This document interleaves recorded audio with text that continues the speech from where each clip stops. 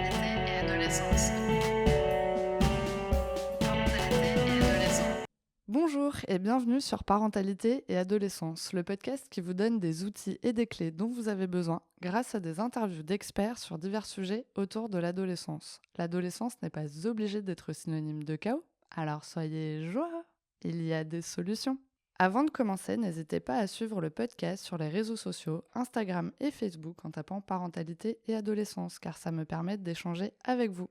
Vous pouvez également vous inscrire à la newsletter sur le site parentalitéadolescence.com. Nous sommes le 8 mars, la journée internationale des droits des femmes, donc pour l'occasion j'ai eu envie de vous partager l'enregistrement de l'événement Femmes au foyer, mères au travail du 25 novembre 2023 auquel j'ai participé dans le cadre de la quinzaine de l'égalité et de la diversité de la ville de Bordeaux. Clémentine Aubry, qui est à l'initiative de ce projet, a rencontré des femmes volontaires pour échanger sur les questions des injonctions faites aux femmes sur la maternité et le monde du travail. Après plusieurs rencontres, des volontaires ont proposé une lecture de textes, retranscription des échanges, mais aussi des textes écrits par elles-mêmes. Vous allez donc découvrir dans cet épisode Clémentine, Karine, Lara et Véronique. J'ai adoré cette première représentation, les échanges, les réflexions, alors j'espère que cet épisode vous plaira. Donc bienvenue à cet événement qui a lieu dans le cadre de la quinzaine de l'égalité et de la diversité, qui porte donc sur la thématique de la dichotomie entre le fait d'être mère et le monde du travail. Moi je suis artiste, je travaille sur les injonctions faites aux femmes, et donc ce projet je l'ai initié dans l'optique de créer un spectacle, un geste artistique sur la thématique. Mais avant, j'avais besoin et envie de rencontrer des femmes, d'échanger avec elles sur ces questions, d'en apprendre plus sur leur expérience et leur parcours pour pouvoir nourrir mon travail et à terme pouvoir moi créer une œuvre. Et au cours de ces rencontres, j'ai trouvé ça chouette de laisser aussi la parole à ces femmes. Donc c'est le cas de cet événement aujourd'hui. Donc on a 3 volontaires qui ont bien voulu lire des extraits de textes, des choses qu'elles ont écrites, des choses que d'autres volontaires ont écrites et des choses que moi aussi j'ai écrites en rencontrant des femmes. Alors toutes les femmes qui ont participé au projet ne sont pas là aujourd'hui pour diverses raisons, professionnelles et parentales. Mais certaines ont quand même tenu à participer en envoyant leurs textes. Et puis ce n'est que le début du projet. Le projet va s'étendre sur 1 an. Donc moi je vais continuer à rencontrer des personnes. On va créer des cercles aussi de femmes pour échanger, faire du partage d'expériences et puis avancer petit à petit. Et je voulais remercier aussi Sarah du podcast Parentalité Adolescente, Adolescence, qui a été vraiment un pilier pour mener cet événement et pour la suite des aventures, je l'espère aussi. Et puis on va laisser la parole donc à Karine, Lara et Véronique qui ont bien voulu, qui ont eu le courage de se prêter au jeu, de lire leur texte aujourd'hui. Merci.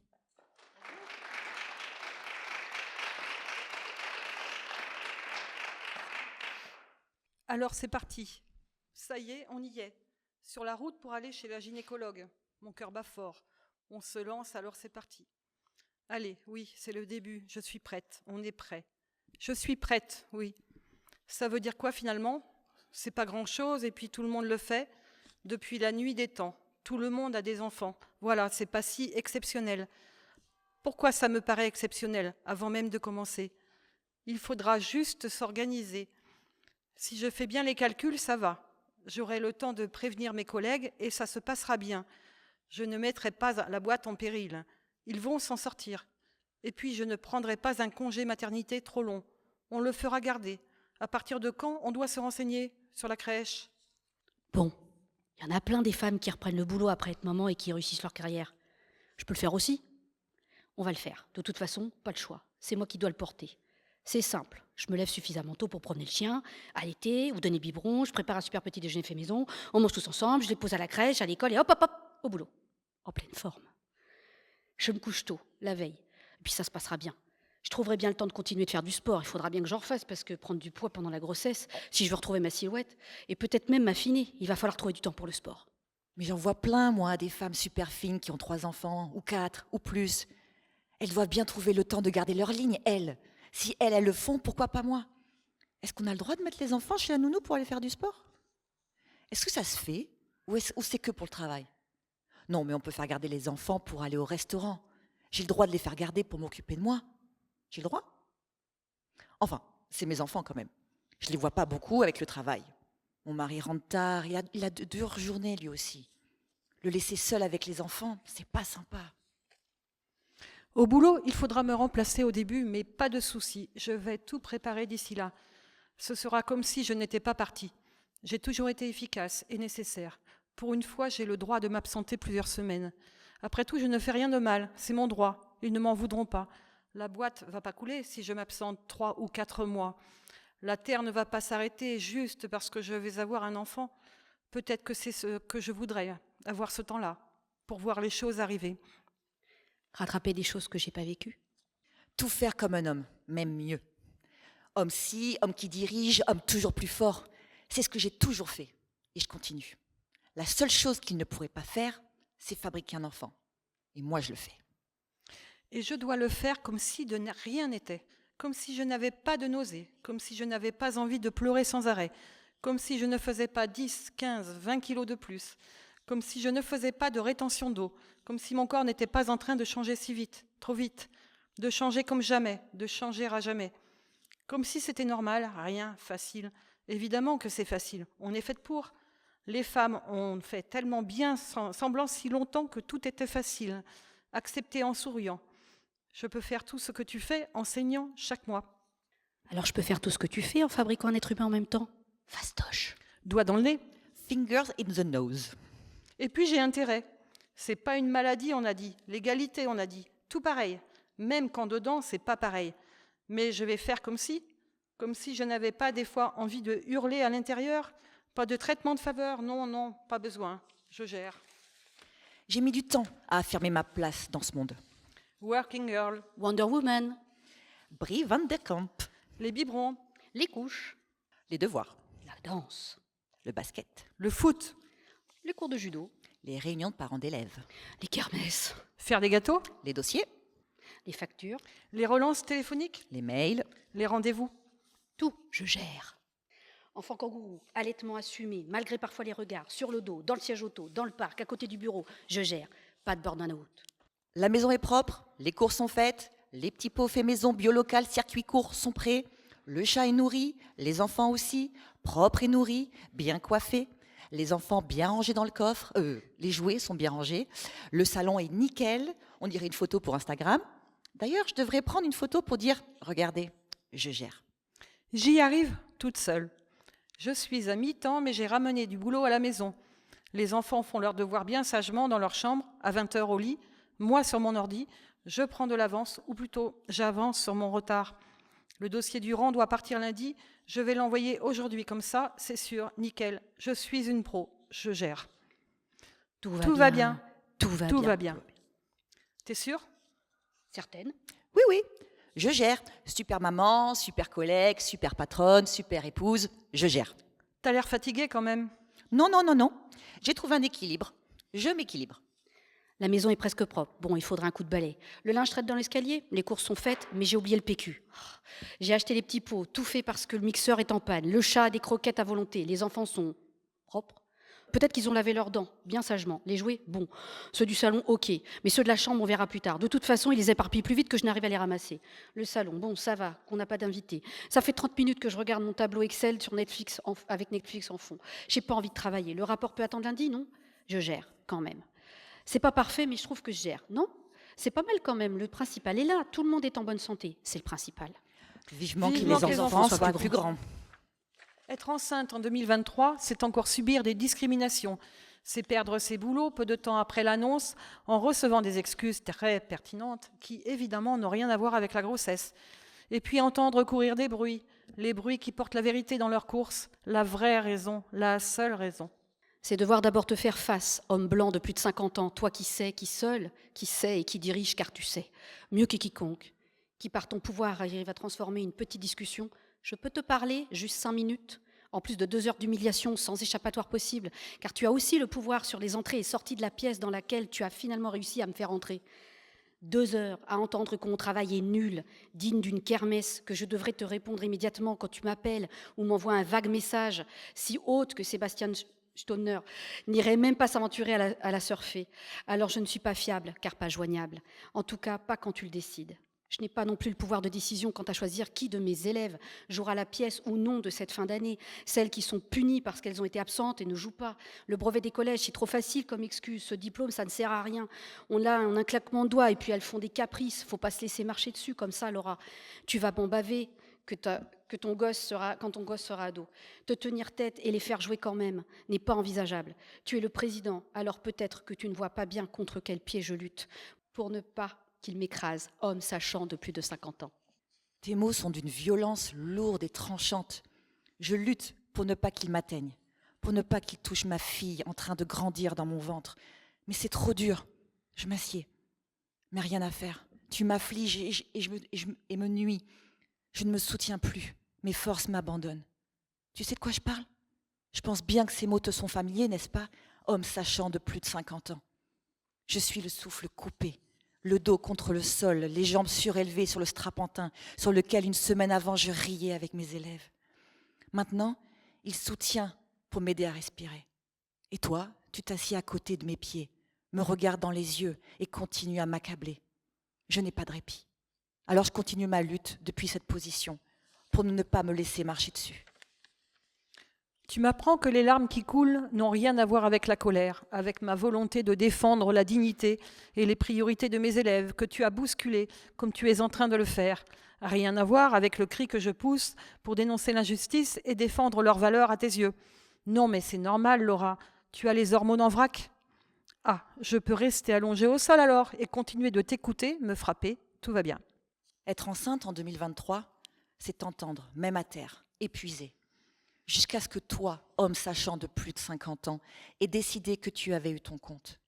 Ces juste 5 minutes m'ont fait perdre mon identité, littéralement, symboliquement. 5 minutes de discussion dehors à côté de ma voiture ouverte ne m'inspiraient pas de crainte particulière. Alors, le premier venu est passé servir. Et quelle belle prise que celle de ces 5 minutes. Sac à main, ordinateur et téléphone avec mon adresse affichée. Heureusement, tu es désolé. Voilà ce que tu m'as appris, homme blanc de plus de 50 ans. Être enceinte en 2023, c'est me confronter au passé de femmes qui ne prennent pas en compte mon présent. C'est me mesurer à ton irrespect chaudement couvert d'un manteau de bienveillance, femme blanche de plus de 50 ans, mère de 2 enfants et tutrice de 3. Encore une fois, un désaccord, je t'explique mes raisons. Travailler une pièce à 15 personnes avec 2 élèves, c'est compliqué. L'absentéisme systématique me fait arriver au bout de ma créativité d'improvisation et mes capacités à adapter mes cours, et peut-être qu'un électrochoc aussi fort qu'annuler un cours permettra d'engager une discussion.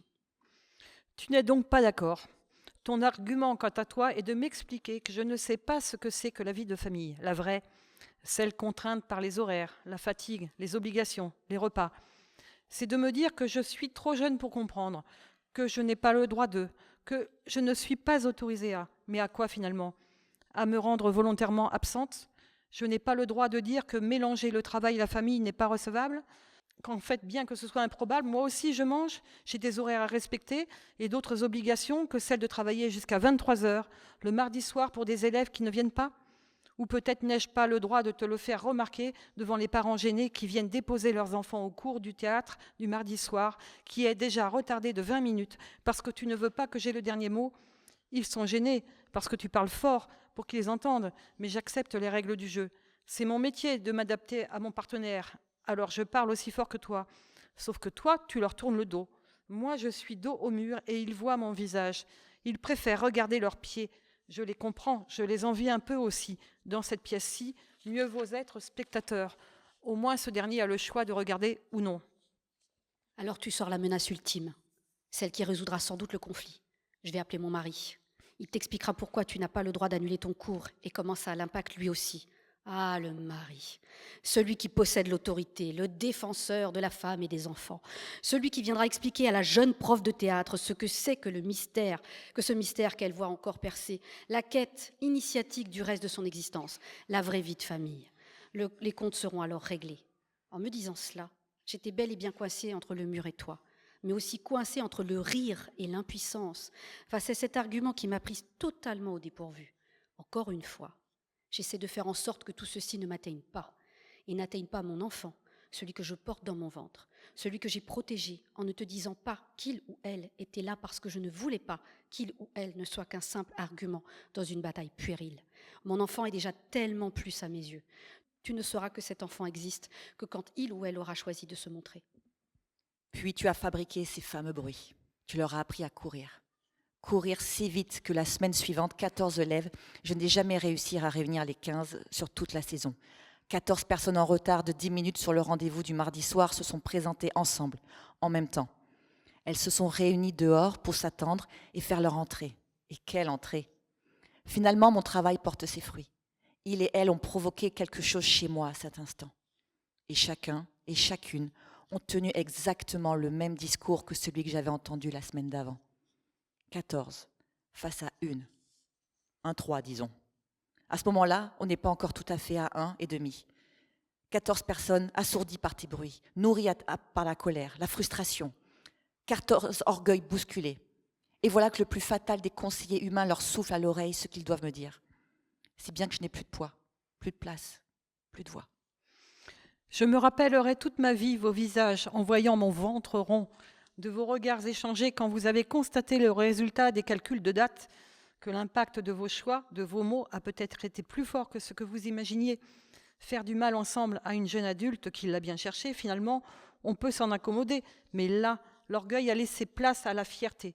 Jamais d'excuses. Fini les discussions entre adultes, comme ce fameux jour. La grossesse n'étant pas une maladie, laissons plutôt Laura apprendre de cet épisode. Elle est grande, elle s'en remettra. Et puis, on doit travailler notre texte. Elle, son job, c'est de mettre en scène, donc laissons-la porter les décors, mettre en place les gros cubes, faire les allers-retours pour nous ramener nos costumes. Nous allons nous retrouver ensemble, nous échauffer ensemble, nous encourager ensemble. Mais par contre, il faut qu'elle s'occupe de la régie. Donc non, elle ne sera pas avec nous pour la préparation. Bien. Petit échec de constater que l'information de base de mes cours n'a pas été reçue. Mais c'est ainsi. Je dois encore m'armer contre la fierté et l'orgueil. Ce n'est pas facile d'avoir des enfants, d'entrer dans la vie de famille, la vraie. Ça lui fera un entraînement. Mais pourtant, je vis avec mon amoureux depuis bientôt 10 ans, avec mon chat.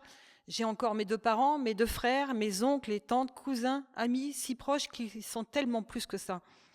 Ce n'est pas une famille, je ne serai pas une femme pleinement accomplie que lorsque mon enfant sera en train de pleurer dans mes bras. Voilà ce que tu m'as appris, femme de plus de 50 ans, mère de 2 enfants et tutrice de 3. Être enceinte en 2023, c'est aussi toi. Toi, là, vieux mec d'une vingtaine d'années avec tes potes sur le parking du supermarché qui me regardent mettre mes courses déjà trop lourdes pour moi dans le coffre de ma voiture. Tu me dis que tu m'aimes. Tu siffles dans ma direction pour être sûr que j'ai reçu ton message. Tu me dis que tu veux nous baiser parce que oui, tu t'adresses aussi à ma fille. Tu es bien renseignée visiblement sur le développement embryonnaire pour savoir qu'elle est déjà en mesure d'entendre ce qui se passe autour d'elle. Tes potes t'arrêtent. Toi, tu continues auprès d'eux à réfléchir à ce qui pourrait donner comme plaisir, à te questionner sur les différences de sensations et que serait la meilleure organisation des corps quand on baise une femme enceinte. 2 options s'offraient à moi sur cet instant. Succomber à une pulsion de violence physique accrue ou fuir. J'ai fui. Je ne suis pas seule. Le vice est inarrêtable. Quand il est ancré au fond d'une personne, on ne connaît pas de limite. Je pensais qu'être enceinte m'apporterait un peu de répit quant au harcèlement de rue. Eh ben non. Voici ce que tu m'as appris, vieux mec d'une vingtaine d'années. Je ne parle pas de cet homme qui s'est frotté dans le métro, de cette vieille femme inconnue qui a posé la main sur mon ventre, de ces regards insistants et pleins de dégoût et de jugement, de ces personnes, hommes et femmes confondus, qui prodiguent trop de conseils. Et c'est finalement pas grand-chose à côté de ces 3 leçons. Alors non, je n'ai pas vomi. Je n'ai pas de vergeture, pas de syndrome du canal carpien, pas d'envie soudaine et irrationnelle, pas de mal de dos. Mes blessures liées à la grossesse, tu ne les verras pas. Porter notre fille en 2023, c'est l'entourer d'amour et de la main de son papa. C'est renforcer notre complicité déjà blindée. C'est crier que cet homme est présent à tous les rendez-vous médicaux et préventifs, parce que c'est sa place et que ce n'est pas incroyable, qu'il ne m'aide pas, ne me soutient pas plus que d'habitude, mais bien qu'il est en train de faire sa part du job comme je fais la mienne. Porter notre fille en 2023, c'est nous questionner sur ce qu'elle devra affronter, comment lui transmettre les outils pour limiter ses blessures, visibles ou non.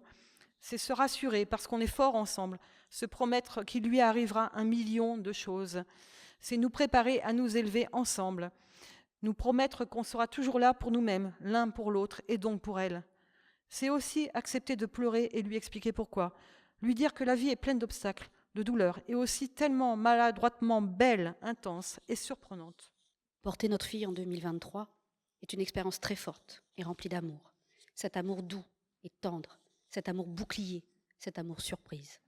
C'est être curieuse, impatiente, émerveillée, parce qu'a fait mon corps pour lui donner cette première place. À vous, mes chers archétypes, nous étions déjà une famille avant de décider de son arrivée. Je me sentais femme bien avant d'envisager d'enfanter. Mon corps est une machine biologique, si complexe, dont je prends soin avec tant d'amour, de force et d'écoute, que même l'imaginaire fantasmé le plus fourni n'arrive pas à la cheville de ce dont il est réellement capable. J'ai plié sous vos coups. Ma fille en a sûrement ressenti l'écho pervers. Mais je n'ai jamais perdu foi en l'amour. Je ne me laisserai jamais abattre par des femmes et des hommes qui ont oublié de quoi il s'agit. À toi qui souris en me voyant marcher dans la rue. À toi qui viens me voir dans la file de la caisse du supermarché pour me dire « Vas-y, passe devant, tu en as le droit. Je ne l'ai pas fait quand j'étais enceinte et j'aurais dû. » Ceux qui ne comprennent pas, tant pis pour eux. Et toi, petite, qui regarde mon ventre avec les yeux gigantesques parce que tu comprends que c'est un bébé dedans. À toi, monsieur, qui regarde mon ventre et sourit à ton amoureux, qui te répond avec le même grand sourire. Toi qui n'oses pas me donner de conseils parce que tu ne veux pas empiéter sur l'expérience que je vis. Toi qui t'inquiètes vraiment de comment va ma grossesse. Et de trucs de bébé parce que tu restes Laura, merde. Toi qui fais attention à ne pas envoyer 1000 sujets en même temps à mon amoureux au travail parce qu'il est pré-congé pâte. À toi qui fais attention à alléger son planning sur cette période. Toi qui chauffes tes mains avant de toucher mon ventre parce que tu ne veux pas me donner froid, ni à moi ni à elle. Toi qui me demandes si c'est mieux, gris ou gris clair pour son premier doudou. À toi qui nous souhaite une belle rencontre, une bonne aventure. Et puis à toi, madame, qui est venue t'asseoir près de moi à cette table pendant que j'attendais mon amoureux qui finissait de payer les courses de notre petite. Toi aussi, tu attendais la personne qui partage votre vie. Tu portais ton nouveau-né dans les bras et tu m'as regardé avec le plus chaleureux des sourires que j'ai jamais reçu. Ton regard était rempli de tendresse, de nostalgie et de douceur. Tu m'as transmis ta force, ton courage. Tes yeux m'ont dit combien c'est difficile et merveilleux, et puis nous avons attendu ensemble. Quelques minutes, toute une vie rêvée. Nous étions inconnues l'une pour l'autre, et pourtant nos âmes étaient si proches l'une de l'autre. On ne s'est rien dit du tout pendant ces quelques minutes. Mon amoureux revient, je me lève, enfin j'essaie. Un dernier regard, un sourire taquin. Tu m'as vu et te souviens. Je pars et déjà tu demeures, l'un de mes plus beaux souvenirs. À vous tous et toutes et tous, merci. Laura. Moi, c'est Karine. Je vais vous parler de ma belle époque. Je me souviens, j'avais presque 28 ans quand je suis tombée enceinte de ma fille. D'une nature enthousiaste, curieuse et touche à tout, j'avais un petit caractère bien trempé. Et j'avançais dans la vie avec un petit air effronté, très satisfaite de ne jamais faire comme tout le monde. Du moins, c'est ce que je me disais. À la belle époque, c'est une période intense que nous avons vécue avec mon ex-mari. Lorsque nous avons décidé de monter notre boîte en BTP, nous avions alors 25 et 27 ans. Nous formions une sacrée équipe. Rien ne nous faisait peur. Une fois qu'on avait eu une idée, rien ni personne ne pouvait nous empêcher d'aller au bout. Je n'ai jamais été très ambitieuse, en tout cas pas comme on l'entend aujourd'hui, ni particulièrement carriériste. Je voulais simplement travailler dans le domaine que je maîtrisais et dans lequel j'excellais. Je voulais m'occuper de l'homme que j'aimais et avoir mon petit bébé. Basta. Je n'ai donc été pas surprise d'avoir envie d'engager tout en même temps à cette époque. Un déménagement, une création d'entreprise et l'accueil d'un enfant. À la belle époque, on ne voyait pas bien où était le problème. Tout resterait comme avant. C'est ce qu'il m'avait dit. Lui aux commandes et sa femme à ses côtés pour gérer les papiers, tout en restant opérationnel dans les fonctions de DRH et de DAF. Du moins, c'est ce qu'il se disait.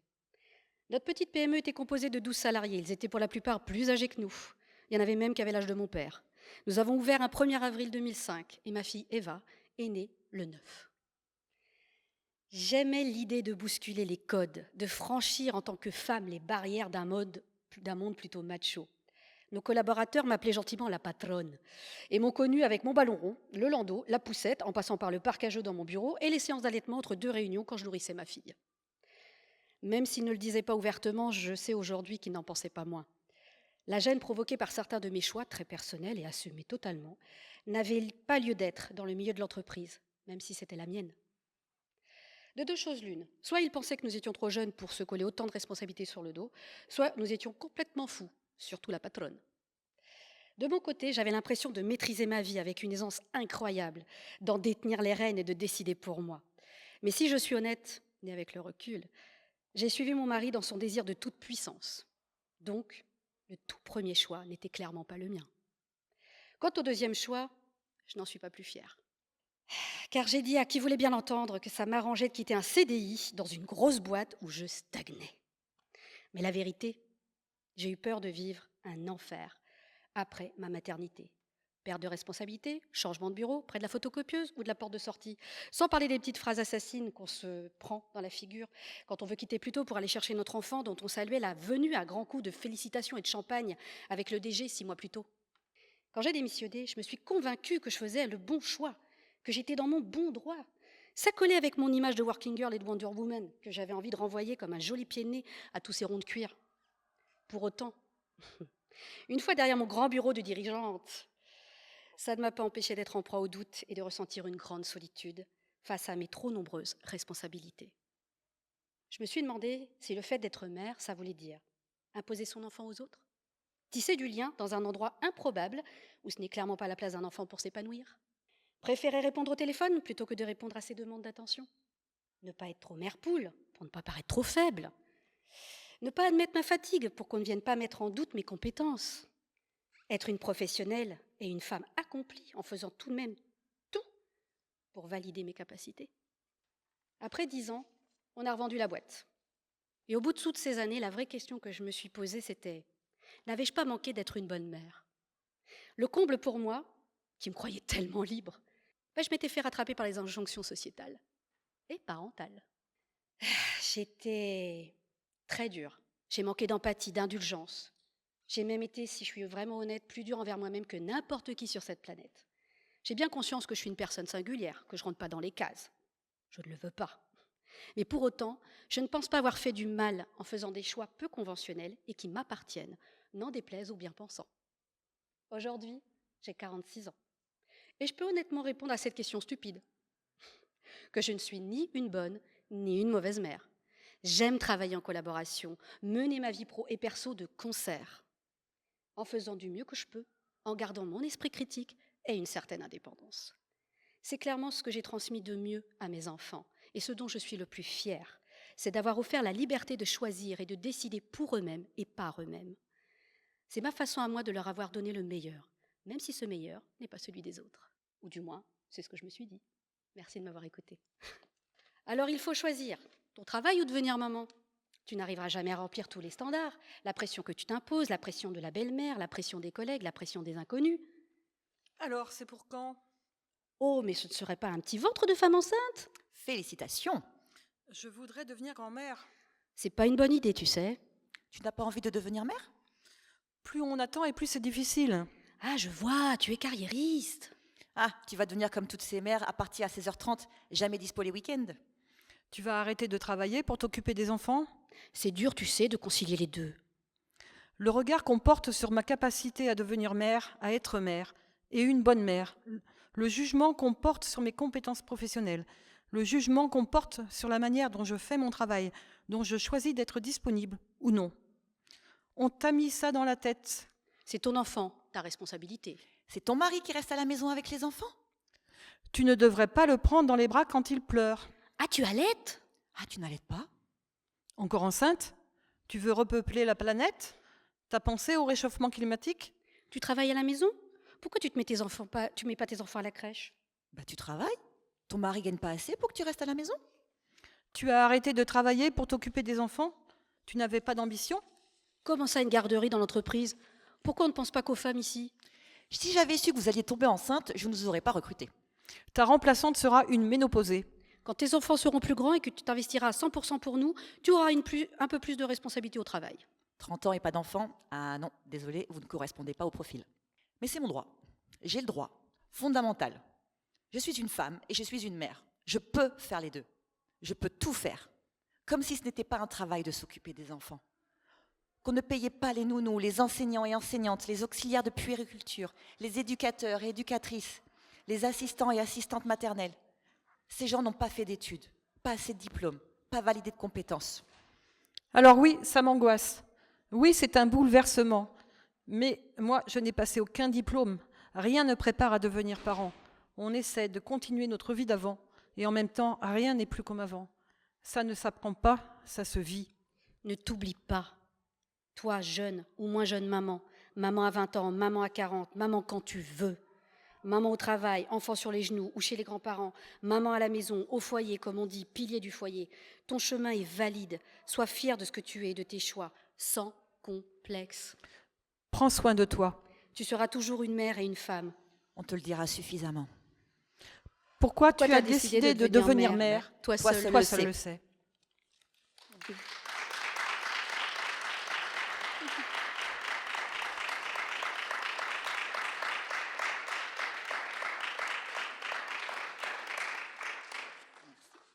Merci d'avoir écouté l'épisode jusqu'au bout, j'espère qu'il vous a plu. La rencontre s'est poursuivie par une table ronde que j'ai eu le plaisir d'animer et que vous découvrirez dans l'épisode suivant la semaine prochaine. En attendant, si vous avez aimé cet épisode, n'hésitez pas à le partager autour de vous. À bientôt!